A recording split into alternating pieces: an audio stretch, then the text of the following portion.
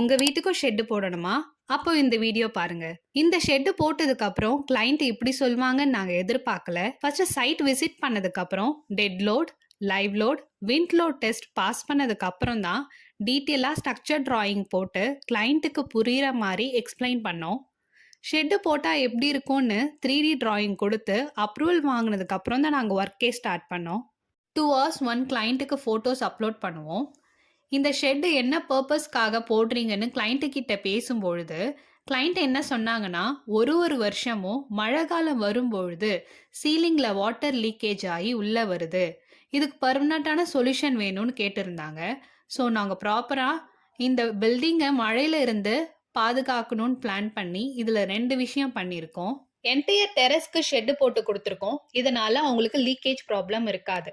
இன்னொன்று, அடிஷ்னலாக அவங்களுக்கு ஸ்டோரேஜ்க்காக ஒரு ரூம் மாதிரி ப்ரொவிஷன் பண்ணி கொடுத்துருக்கோம்.